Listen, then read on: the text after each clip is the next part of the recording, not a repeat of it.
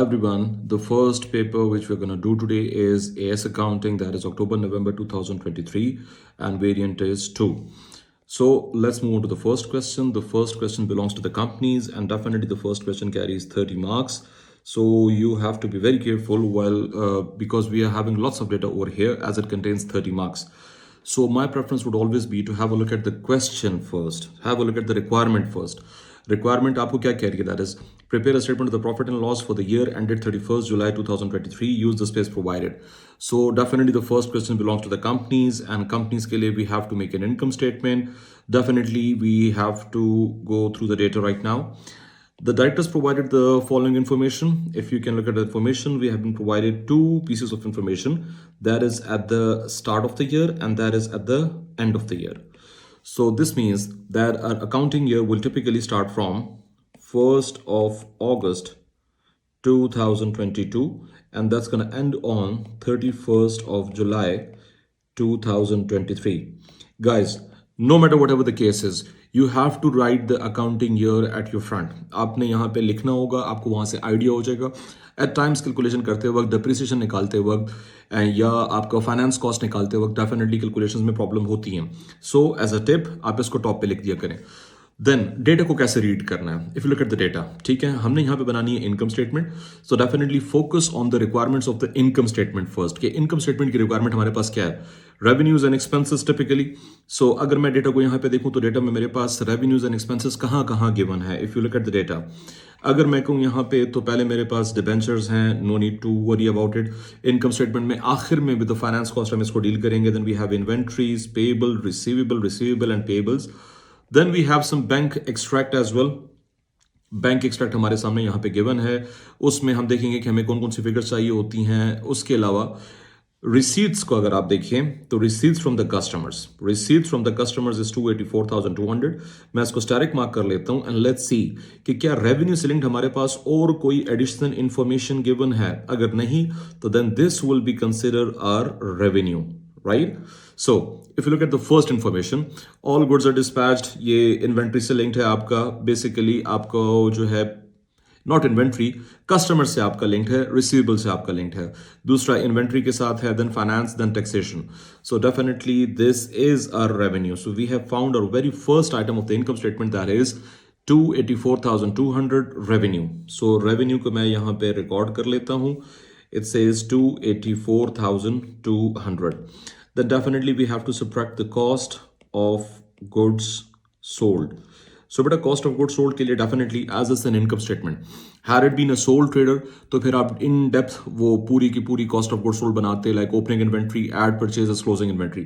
चूंकि ये आपके पास कंपनीज हैं तो कंपनीज का जो इंफॉर्मेशन होती है वो काफी प्रिसाइज होती है. तो इसलिए we don't have to go into depth. हम वर्किंग सेपरेटली करेंगे और कॉस्ट ऑफ गुड्स सोल्ड की फाइनल फिगर यहाँ पे लिखेंगे. सो in order to find the cost of goods sold, definitely I'll be writing or using this space as a working, right? So I'm giving it a name, say working 1. Here I'll be finding cost of goods sold. Don't worry about the working area. आपको plenty of working area यहाँ पे given होगा. आप वहाँ पे easily उसको utilize कर सकते हैं. मैं यहाँ पे utilize करूँ ताकि आपको figures यहाँ पे easily समझ आ जाए. Otherwise नीचे if you look at the bottom, you will be provided with the figure. आप cost of sales find कर सकते हैं, admin expenses, distribution expenses. But I'll be using the space यहीं पे ताकि आपको figures में आसानी हो. तो cost of goods sold के लिए बेटा आपको क्या क्या चाहिए यहाँ पे? You need opening inventory. Then you need to add purchases to it, and then you need to subtract the closing inventory. ठीक है? This is the basic requirement of the cost of goods sold. तो अगर आप देखिए आपको paper में opening inventory given है. Yes, we do have opening inventory. How much is it? 36,800. तो बेटा ओपनिंग इन्वेंट्री तो मेरे पास गिवन है, that is like 36,800. Do I have the figure for purchases? No, I don't. Do I have the exact figure for closing inventory? No. Although I have been provided with the figure for the closing inventory, that is like 43,190, but I have seen here that we need to do some adjustments in the inventory. So दोनों figures में हमने यहाँ पे adjustments करनी होगी. Purchases में भी adjustment करनी होगी और क्लोजिंग इन्वेंट्री में भी एडजस्टमेंट करनी होगी. In order to find purchases, I always prefer to use a short T account. ठीक है, आप एक शॉर्ट सा यहाँ पे T account बना लें. एक शॉर्ट सिटी अकाउंट। जब आपकी प्रैक्टिस यहाँ पे हो जाए, काफ़ी ज़्यादा आप एक्सपीरियंस हो जाए, then you can do simply add and subtract, but at the beginning I will definitely prefer to give or to make a payables account. As you know, payables by nature is a liability. So payables को अगर मैं देखता हूँ तो I have been provided with the two figures, opening payables and closing payables, दोनों मेरे पास given है। लाइबिलिटी है बाय नेचर, सो इसलिए क्रेडिट तरफ पे लिखूंगा मैं यहाँ पे, brought down to 9610। Then we have the closing payables is 25250। Now इसके साथ साथ इनकम्प्लीट रिकॉर्ड्स में भी हम जैसे प्रोसीजर इस्तेमाल करते हैं वही हमने यहां पे भी इस्तेमाल करना है। जब भी आपके पास कंपनीज का डेटा हो या इनकम्प्लीट रिकॉर्ड का, the data would be incomplete, ठीक है। आपने मिसिंग फिगर्स फाइंड करनी है, you have to prepare adjustment account. So this here payables account is basically an adjustment account. I have taken the figure for the opening, then the closing, then I have to see from the receipt and payments account कि क्या मैंने कुछ payments तो नहीं की। Yes, payment to the suppliers was 122,050. So आपका bank account credit and suppliers account debit 122,050. This is against the bank. So let's balance out the account. अगर आप इसको बैलेंस करें यहाँ पे तो हमारे पास जो फिगर बनेगी दैट विल बी 147,300 माइनस 29,610। तो आपके पास जो यहाँ पे इनकम स्टेटमेंट में फिगर जाएगी for the purchases, this figure would be 11,11,7,690. This is the figure for the income statement, right? So आपने बेसिकली अपनी परचेजेस की फिगर तो यहाँ पे फाइंड कर ली जो कि आपकी इनकम स्टेटमेंट में जाएगी कॉस्ट ऑफ सेल्स में। सो परचेजेस हमारे पास यहाँ पे है, that is like 11,17,690, right? Now, moving on towards the closing inventory. Let's see what adjustments do we have in the closing inventory. If you look at the amount of the closing inventory, that is basically 43,190. So, अगर मैं closing inventory को यहाँ पे precisely देखूँ तो क्या information given है? Inventory at 31st July included some damaged items that costed like $3,600. अब बेटा यहाँ पे आप सबसे पहले अपने पास इन्वेंट्री की अमाउंट लिख लें। Closing inventory is 43,190. So allow me to write the closing inventory. Closing inventory जो गिवन आपके पास अमाउंट थी देयर वाज 43,190, 43,190, ठीक है, that was the given amount. इस अमाउंट में आप डेफिनेटली जितने अमाउंट में जो डैमेज्ड गुड्स हैं, damaged goods, so the better procedure is to remove that portion of it. अब डैमेज्ड कितना था मेरे पास? डैमेज्ड जो थे मैं पहले उसको यहां से रिमूव कर लेता हूं। जो डैमेज्ड आइटम थे दैट वाज लाइक $3,600, ठीक है, दैट्स वर्थ $3,600। अब डैमेज आइटम मैंने जब रिमूव कर लिए, मेरे पास यहाँ पे बैकग्राउंड में कितना रह गया? If you look at the figure, अगर मैं यहाँ पे करूँ 43,190 minus 3,600, 43,190 minus 3,600, that's gonna give me 39,590। अब ये जो डैमेज्ड गुड्स हैं, now you have to deal it separately. Why? Because we need to do some adjustments in it.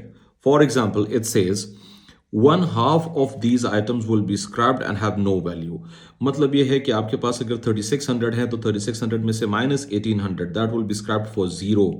So जो आपके पास आइटम्स रह गए हैं इन्वेंट्री के, that is 1,800. ये 1,800 आइटम्स कॉस्ट वैल्यू पे आपके पास यहाँ पे रह गए हैं। अगर मैं यहाँ पे देखूं, इसमें कहता हूं कि जी the remaining items will be sold for $900 after the repairing costing of 420. So basically बेटा here they have tested your standard that is like IAS2 की यहाँ पे टेस्टिंग हुई है। IAS2 आपको क्या कहता है? That is inventory should be valued as you know at the lower of cost और NRV, कॉस्ट और नेट रिलाइजेबल वैल्यू। सो बेटा कॉस्ट तो मेरे पास 1,800 है। If you want to find the NRV, तो NRV मेरे पास कितना आएगा? Let's see, the remaining items will be sold for $900, but in order to sell it for 900 आपको उसके ऊपर पहले रिपेयर कॉस्ट करना होगा 420 का। सो 900, लेकिन 900 NRV नहीं है बिकॉज रिपेयर कॉस्ट है मेरे पास 420। सो मेरे पास जो फाइनल वैल्यू यहाँ पे बच गई है that is like 480। This is basically my NRV. So standard क्या कहता है? I have to choose the lower of both of them. So cost और NRV में से lower कौन सा है? Definitely the 481. So आपने बेटा यहाँ पे 480 select करना है। अब 480 select कर लिया, ये जो आपके पास remaining goods रह गए थे 39,590, जस्ट ऐड 39,590 के साथ just add 480, 39,590 plus 480। You simply have to add these figures. आप जब ऐड करेंगे आपके पास टोटल फाइनल बनेगा, that final would be 40070। This is the amount of the closing inventory. So yes, finally I have found my closing inventory 40070. So all set right now. Cost of sales के लिए जितनी ingredients चाहिए थी वो मेरे पास तमाम की तमाम available है यहाँ पे.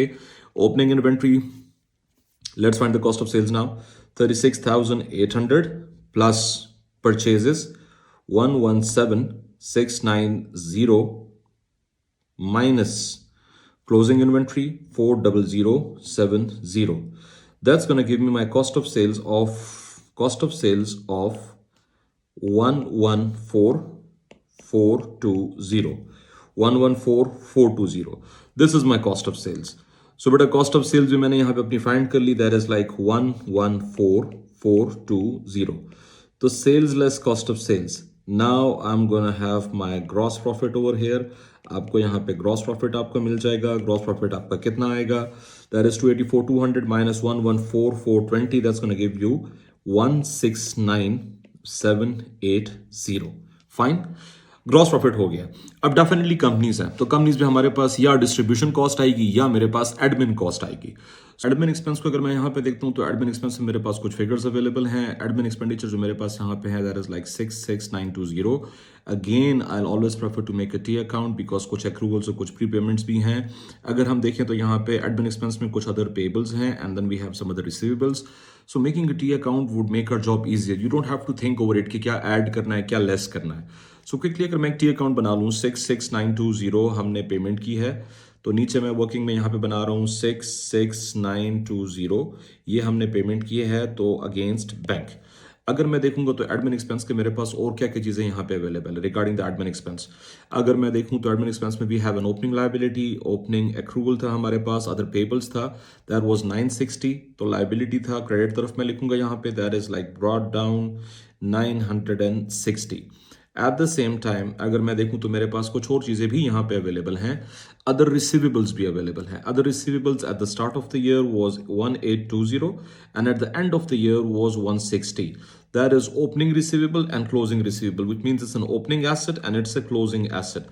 So opening asset has to be on the debit side, 1820 and 160. So 1820 and closing balance आपके पास जो है that is 160. अगर मैं इन फिगर्स को यहाँ पे बैलेंस करता हूँ, let's balance out the ledger. 1820 plus 66920, that's going to give me 68,740, 68,740, 68,740. अगर मैं देखूं तो मेरे पास यहाँ पे -960 and -160.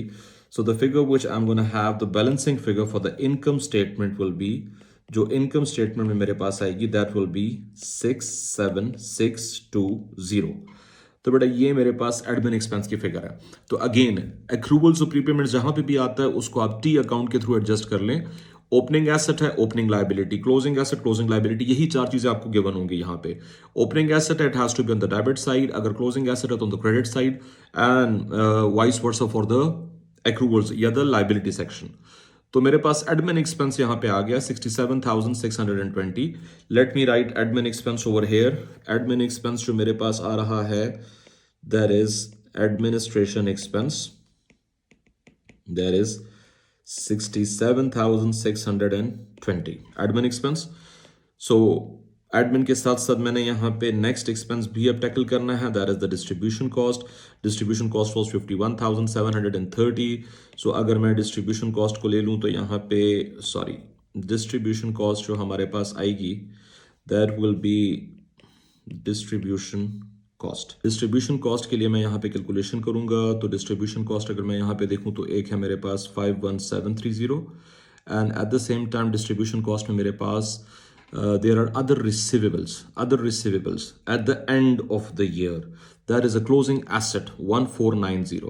So again, distribution cost of 51730 मैं distribution में ही यहाँ पे लिखता हूँ. Again, a small t account would be a savior, a small t account. Ji, distribution cost के लिए मैं यहाँ पे quickly बना रहा हूँ. How much is it? That amount is 51730. तो बेटा डिस्ट्रीब्यूशन कॉस्ट की अमाउंट जो है that is like 51730.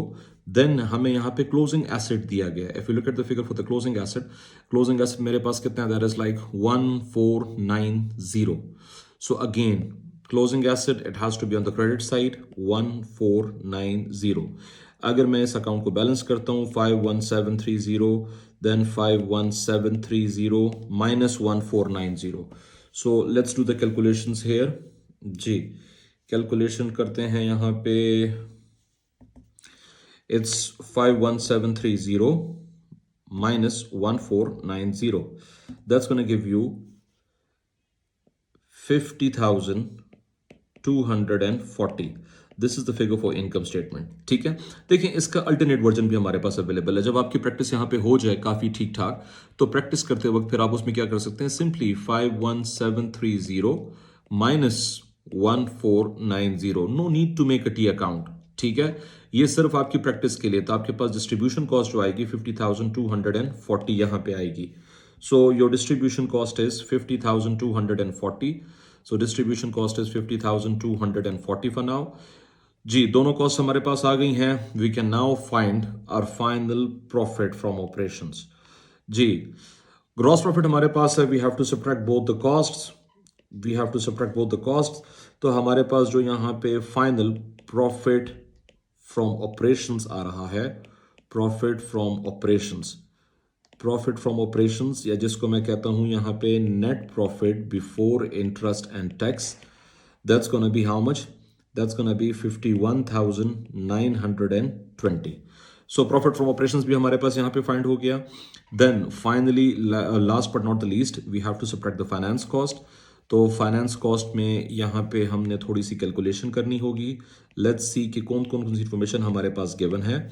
If you look at this information of the finance cost, यहाँ पे आपसे क्या कह रहा है? The 8% debentures was issued on the 1st of April 2023. तो बेटा अगर हम अपने अकाउंटिंग ईयर को देखें तो हमारा अकाउंटिंग ईयर में कितने मंथ्स आ रहे हैं? अप्रैल आ रहा है, ठीक है, then May, then June, July and August. तो अगर हम देखें तो 1 2 3 4 5 मंथ्स टिपिकली जो है वो हमारे अकाउंटिंग ईयर में आ रहे हैं. तो अगर मैं यहाँ पे इसको कैलकुलेट करना चाहूँगा, हमारे पास कितना आ रहा है? बल्कि typically if you see it's at the 1st of April. तो अप्रैल, मई, जून, July and not August because हमारा अकाउंटिंग ईयर यहाँ पे जुलाई को एंड हो रहा है. सो बेटा हमारी कैलकुलेशंस में यहाँ पे जो मंथ्स आएंगे हमारे पास वो कितने मंथ्स आएंगे? Those will be 1 2 3 4 months. तो बेटा हमने डिबेंचर इंटरेस्ट 4 मंथ्स तक लेके जाना है, 4 मंथ्स तक कैलकुलेट करना है. सो लेट्स सी कितना बनता है हमारे पास. 36,000 हमारे पास अगर है, 36,000 का 8%, तो 36,000 का 8% makes it like 2880. But this is for the whole year. हमें पूरे साल के लिए नहीं चाहिए यहाँ पे बेटा. हमें यहाँ पे कितने टाइम के लिए चाहिए? Again 2880 divided by 12. That's gonna give me per month मेरे पास आता है यहाँ पे 240. एंड डेफिनेटली हमारे अकाउंटिंग ईयर में बेटा ये 4 मंथ्स आ रहे हैं, 4 मंथ्स, बिकॉज हमारा अकाउंटिंग ईयर 31 जुलाई को एंड हो रहा है. और डिबेंचर इशू कब हुआ था? There was 1st of April. तो अप्रैल, मई, जून, जुलाई, तो 4 मंथ्स. तो 240 into 4 that's gonna give you what? A figure of 960. तो बेटा डिबेंचर जो हमारे पास यहाँ पे है, फाइनेंस कॉस्ट जो हमारे पास बनेगी, दैट विल बी 960. सो बेटा आपने प्रॉफिट फ्रॉम ऑपरेशन से यहाँ पे ये कॉस्ट सब्ट्रैक्ट कर लेनी है. आप जब ये कॉस्ट सब्ट्रैक्ट करेंगे हमारे पास, तो हमारे पास प्रॉफिट बिफोर टैक्सेशन कितना आएगा? There will be 50,960. We done with it. Taxation charge आपके पास गिवन है, that is like 10,700. So taxation charge में यहाँ पे इसको ऐड बैक कर लूँ, सब्ट्रैक्ट कर लूंगा 10,700. सो मैं यहाँ पे टैक्स सब्ट्रैक्ट कर रहा हूँ, दैट इज लाइक 10,700. फाइनली जो मेरे पास बचता है that will be considered as the profit for the year. So बेटा जो प्रॉफिट फॉर द ईयर मेरे पास आ रहा है, profit for the year, that will B 40,260. This is my final profit for the year, right? So we're done with the income statement. We have calculated everything. Now quickly moving on towards the next part of it. G. So again, having said that, always look at the option for the question में हमारे पास क्या है? It state that prepare the statement of the change in equity in the year ended 31st of July 2023। तो equity के हमारे पास बेटा share capital, share premium, retained earnings, कुछ बेसिक्स हमारे पास गिवन है यहाँ पे। Then again we have been provided some brought down balances. Brought down balances हमारे पास 120, 19, 23,560, 120, 19, 23,560 ऑल सेट। देन अब यहां पे आपसे क्या कह रहा है बेटा? On 1 September 2022 bonus issue of shares was made, but before calculating the bonus issue आपने उससे पहले ये देखना है कि बोनस इशू तो हुआ है बाद में, लेकिन बोनस इशू से पहले हमारे पास यहां पे क्या चीजें अवेलेबल हैं। हमने यहां पे ordinary number of shares calculate करना है। सो if you look at the amount हमारे पास कितनी है? $120,000 है। और $120,000 को अगर आप डिवाइड करेंगे यहाँ पे 0.50 which is the nominal rate over here, तो बेटा आपके पास यहाँ पे नंबर ऑफ शेयर्स आ जाएंगे। जो नंबर ऑफ शेयर्स आएंगे दैट विल बी, जो आपके पास ऑर्डिनरी शेयर्स आएंगे वो 240,000 के होंगे। तो 240,000 आपके पास ऑर्डिनरी शेयर्स इशूड है। अब इसके बाद आपको बता रहा है कि जी आपने यहाँ पे क्या इशू किया है? You have issued your bonus year. अब बोनस आपको क्या बता रहा है? 1 ordinary share for every 6 shares held.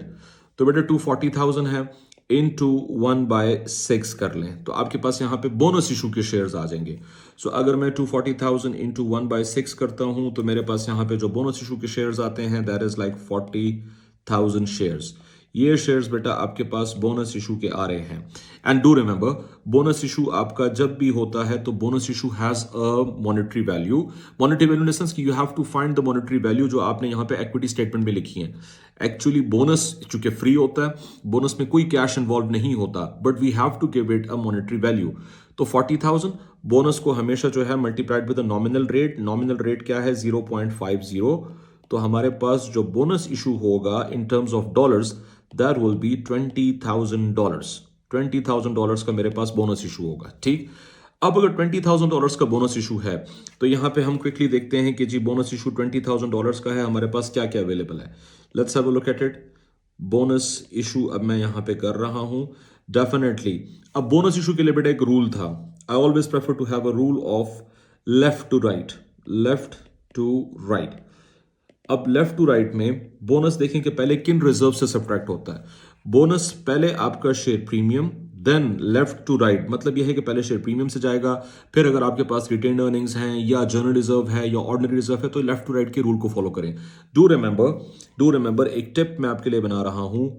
There is never use revaluation account, never use revaluation account to issue bonus shares.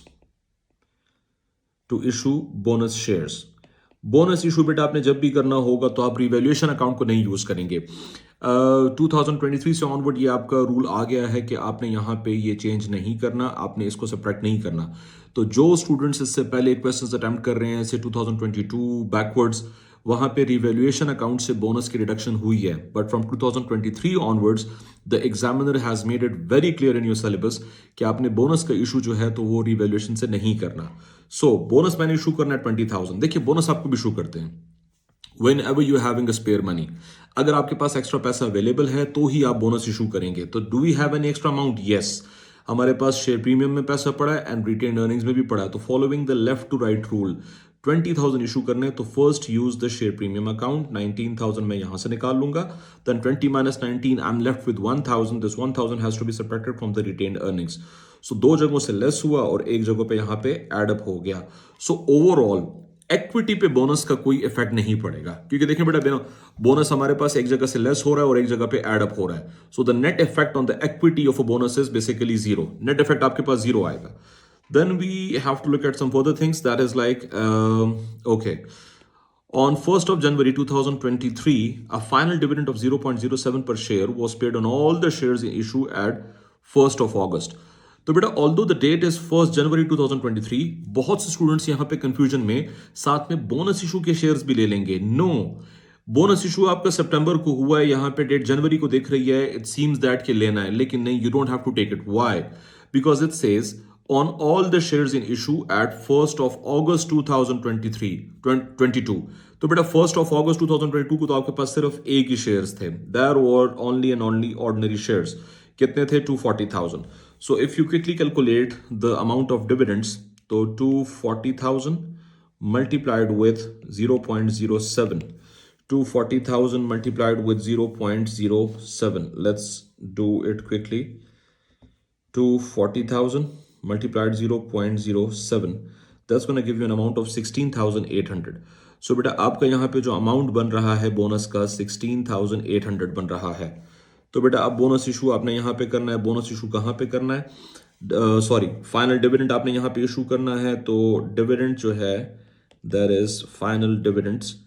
तो बेटा डिविडेंड्स आप कहाँ से इशू करेंगे? रिटेन अर्निंग से इशू करेंगे. कितना था? That was like 16,800. तो हमने डिविडेंड्स भी इशू कर लिए. अब उसके बाद हम देखते हैं कि जी on 31st March 2023, a right issue of one ordinary share for every 4 shares held but made at a premium of 0.15. अब बेटा राइट इशू भी आपके पास हुआ है. राइट इशू आपके पास हुआ है, that is like one ordinary share for 4. तो जब राइट इशू हुआ है उस टाइम टोटल शेयर्स हमारे पास कितने थे? Total ordinary shares plus bonus shares, total number of shares.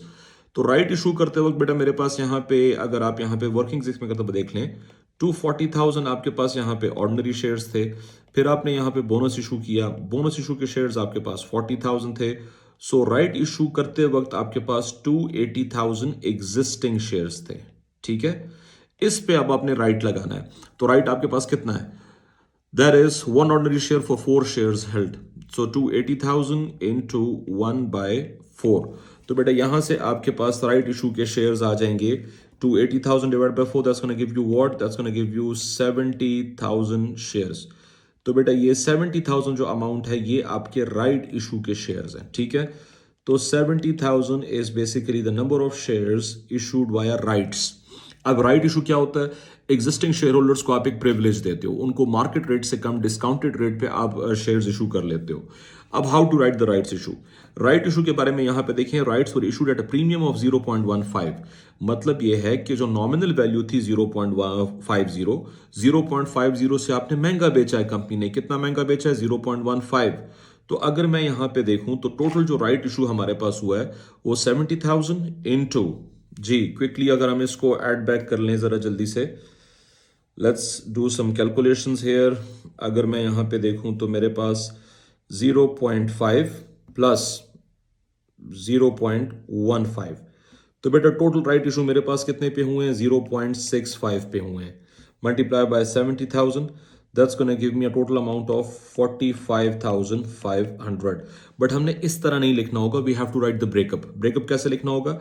70,000 nominal को अलग कर दें. नॉमिनल वो 0.5 एंड जो आपका शेयर प्रीमियम था उसको अलग कर दें. शेयर प्रीमियम वो 0.15. तो अगर मैं दोनों को सेपरेट करके यहां पे लिखूंगा तो again 70,000 multiply by 0.5, that's going to give you 35,000. 35,000. This 35,000 is going to be added to what? This is going to be added to the share capital thing. ये यहाँ पे शेयर कैपिटल में आ जाएगा आपका राइट इशू जो कि आपका equity बढ़ा रहा है, that is 35,000. Eight the same time premium भी साथ में होगा. तो प्रीमियम बड़ा इजीली हमें दिख रहा है यहाँ पे 10,500. लेकिन आप कैलकुलेट कर लिया करें. 70,000 into 0.15, that's going to give you 10,500. This is going to be added to the share premiums account. तो आपने ब्रेकअप लिखना होगा हमेशा. ठीक है, तो 35,000 मेरे इक्विटी में एडअप हो गया, शेयर कैपिटल में एडअप हो गया. एंड लाइकवाइज जो है मेरे पास यहाँ पे 10,500 जो है बेटा ये मेरे पास यहाँ पे शेयर प्रीमियम में एडअप हो गया है. सो बोनस इशू भी आपने यहाँ पे दोनों जगहों पे जो है, राइट इशू भी जो है आपने यहाँ पे दोनों जगहों पे कर दिया है. राइट इशू का इफेक्ट शेयर कैपिटल में भी डाल दिया है, शेयर प्रीमियम में भी डाल दिया है. So we are done with almost everything. Now I am left with only one thing. जी तकरीबन तमाम चीजें हो गई हैं. Now, last but not the least, what was the profit for the year? The profit for the year was 40,260. Profit for the year भी बेटा आपने डिविडेंड्स में एडअप, अपने रिटेन अर्निंग्स में एडअप करना होगा. So profit for the year, तो बेटा final profit for the year आपने इनकम स्टेटमेंट से उठाना. That has to be added to the retain earnings. कितना था? There was 40,260. ठीक है, 40,260. इनको आप टोटल कर लें तो यहाँ पे 120 plus 20 plus 35, that's gonna give you 175,000. then 19 minus 19 plus 10,500, so final value will be 10,500. अगर यहाँ पे मैं देखूँ तो आपके पास क्या बन रहा है? 23,560 minus 1000 minus 16,800 plus 40,260, that's going to give you 46,020. ठीक है, then we have to write the totals here, इन टोटल्स को भी यहाँ लिख दिया करें तो आपके पास यहाँ पे क्रॉस चेक आ जाएगा कि आपकी जो फाइनल फिगर है, दिस फाइनल फिगर, वो लेफ्ट टू राइट या टॉप टू बॉटम सेम आनी चाहिए. सो 20,000 minus 20,000, the net effect will be zero, कुछ नहीं आएगा यहाँ पे. फिर 16,800 सब्ट्रैक्ट हो रहा है, 16,800 सब्ट्रैक्ट कर लेते हैं. Then we have an addition of 45,500, 45,500, then again 40,260, 40,260. So अगर आप top to bottom add less करेंगे तो आपके पास जो फिगर आएगी, एंड लेफ्ट टू राइट आप एड लेस करेंगे तो जो फिगर आएगी that will be same, and this amount will be 2,31,520. ये आपके पास बेटा आपकी फाइनल फिगर आ रही है. That is your figure for the final statement of changes in equity. Okay, then we have state two examples of the revenue reserves of a limited company. Revenue reserves आपके कौन कौन से होते हैं देखें. Typically we are having basically 6 types of reserves या 6 categories of reserves. Broadly 2 categories हैं, एक मेरे पास कैपिटल रिजर्व है, एक मेरे पास रेवेन्यू रिजर्व है. Capital reserve are those reserves which are definitely, capital reserves हम बात करते हैं which are non trading activities से हमारे पास बनता है. रेवेन्यू रिजर्व्स हमारे पास जो ट्रेडिंग एक्टिविटीज से बनता है. तो कोई से दो नाम आप यहां पे लिख दें. We can write general reserve, general reserve, and at the same time we can write retained earnings. ये दो हमारे पास ये वाले रिजर्व्स थे. Clear? General reserves and retained earnings. So we are done with this part of it. Then, last but not the least, advise the directors whether or not they were correct to make the bonus issue of shares rather than making a new issue of shares. Justify your answer. अब बेटा इस किस्म के question को definitely you have 7 marks here. तो बेटा 7 marks में आप लोगों ने यहाँ पे क्या क्या करना है. Definitely we have some arguments which will go in favour of bonus and that might go against bonus, and some which may go in favor of issuing shares and that may go against issuing shares. जी, तो बेटा आप यहाँ पे अगर bonus को मैं यहाँ पे देखूंगा, सबसे पहले तो बोनस के मेरे पास यहाँ पे क्या क्या चीजें बन रही है, कॉमन सेंस से बताएं.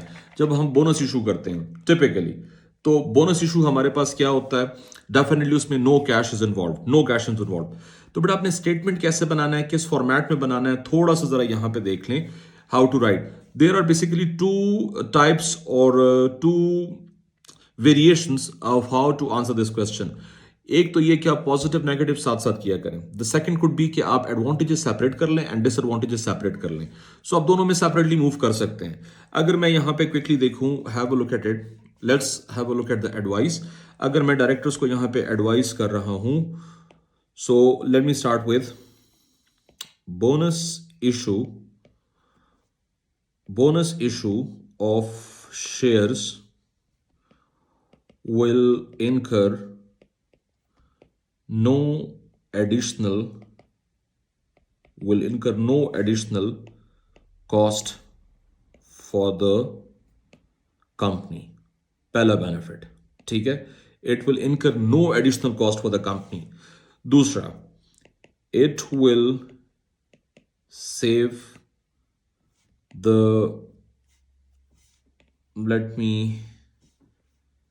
it will save the cash flow in this situation, cash flow for the liquidity purpose. अगर यहाँ पे कोई लिक्विडिटी का इशू है तो लिक्विडिटी पर्पस के लिए आपके पास यहाँ पे एक्स्ट्रा कैश रहेगा.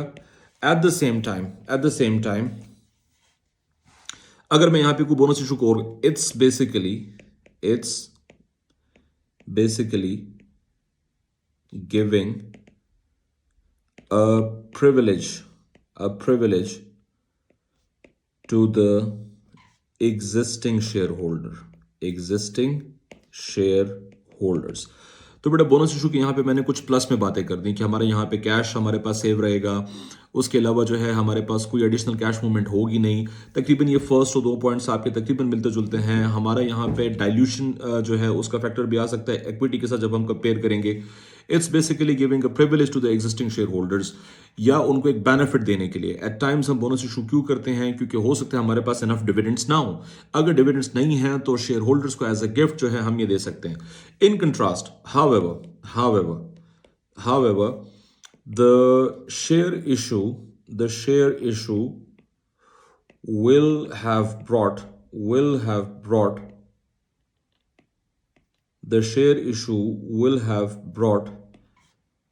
additional additional funds to the business. Funds to the business.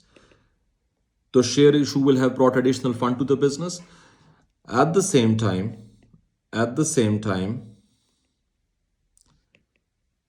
at the same time, this will dilute the equity of existing shareholders. तो बेटा equity of existing share holders भी आपके पास यहाँ पे डाइल्यूट हो जाएगी. सो अगर मैं शेयर इशू करता हूँ तो डेफिनेटली उसका यहाँ पे एक एडवांटेज मेरे पास ये है कि that will bring money into the business, and एक डिसएडवांटेज साथ में मैंने यहाँ पे लिख दिया कि आपकी इक्विटी यहाँ पे डाइल्यूट हो जाएगी. इसके बाद मैं यहाँ पे लिखता हूँ फर्दर मोर. ठीक है, further more the bonus issue will incur no additional cost while the share issue could be expensive. तो बेटा ओवरऑल अगर आप आर्गुमेंट्स देखें तो मैंने यहाँ पे टू साइड्स आर्गुमेंट्स देखे, बोनस का प्लस, बोनस के अगेंस्ट, शेयर इशू के प्लस, शेयर इशू के अगेंस्ट. तो कम से कम हम यहाँ पे एटलीस्ट 5 to 6 पॉइंट्स हम यहाँ पे कंपैरेटिव मोड में बनाएंगे bonus and ordinary share issue के. Finally we have to write the decision. अब डिसीजन में मैं क्या लिखूंगा यहाँ पे, let me write the decision with a different colour. So finally I am saying in my opinion the directors